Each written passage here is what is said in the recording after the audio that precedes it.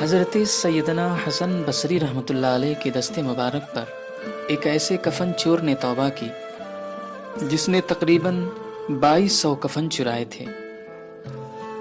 حضرت سیدنا حسن بصری رحمۃ اللہ علیہ کے دریافت کرنے پر اس نے 3 قبروں کے واقعات بیان کیے۔ اس نے کہا کہ ایک بار میں نے ایک قبر کھودی تو اس میں ایک دل ہلا دینے والا منظر دیکھا۔ کیا دیکھتا ہوں کہ مردے کا چہرہ سیاہ ہے، پاؤں میں آگ کی زنجیریں ہیں اور اس کے منہ سے خون اور پیپ جاری ہے۔ نیز اس قدر بدبو آ رہی تھی کہ دماغ پھٹا جا رہا تھا۔ یہ خوفناک منظر دیکھ کر میں ڈر کر بھاگنے ہی والا تھا کہ وہ مردہ بول پڑا، کیوں بھاگتا ہے؟ آ اور سن کے مجھے کس گناہ کی سزا مل رہی ہے؟ میں مردے کی پکار سن کر ٹھٹک کر رہ گیا اور وہاں کھڑا ہو گیا۔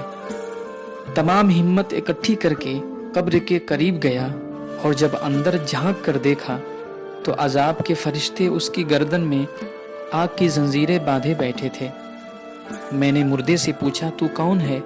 اس نے جواب دیا، میں مسلمان ابن مسلمان ہوں، مگر افسوس میں شرابی اور زانی تھا اور اس بدمستی کی حالت میں مرا اور عذاب میں گرفتار ہو گیا۔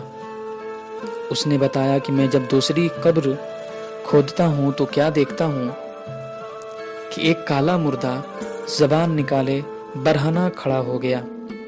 اس کے چاروں طرف آگ لپک رہی تھی، فرشتے اس کے گلے میں زنجیریں باندھے کھڑے تھے۔ اس شخص نے مجھے دیکھتے ہی پکارا، بھائی میں سخت پیاسا ہوں، مجھے تھوڑا سا پانی پلا دو۔ فرشتوں نے مجھ سے کہا، خبردار اس بے نمازی کو پانی مت دینا۔ پھر میں نے ہمت کر کے اس مردے سے پوچھا، تو کون تھا اور تیرا جرم کیا ہے؟ اس نے جواب دیا، میں مسلمان تھا، مگر افسوس میں نے اللہ و جزل کی بہت نافرمانیاں کی ہیں اور میری طرح بہت سے لوگ عذاب میں گرفتار ہیں۔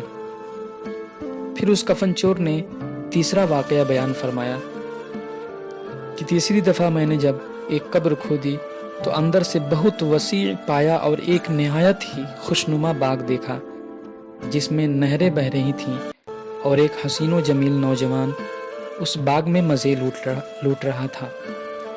میں نے اس نوجوان سے پوچھا، تجھے کس عمل کے سبب یہ انعام ملا ہے؟ وہ بولا، میں نے ایک مبلغ سے سنا تھا کہ جو شخص عاشورے کے روز 6 رکعت نفل نماز پڑھے اللہ و جزل اس کی مغفرت فرما دیتا ہے، لہٰذا میں ہر سال عاشورے کے دن 6 رکعتیں پڑھ لیا کرتا تھا۔ پیارے بھائیوں، دیکھا آپ نے بے نمازی، شرابی، وزانی اور اللہ و جزل کی نافرمانی کرنے والے کس قدر خوفناک عذاب میں مبتلا دیکھے گئے۔ یاد رکھیے، عذاب قبر حق ہے۔ عذاب قبر دراصل عذاب برزخ کو ہی کہتے ہیں۔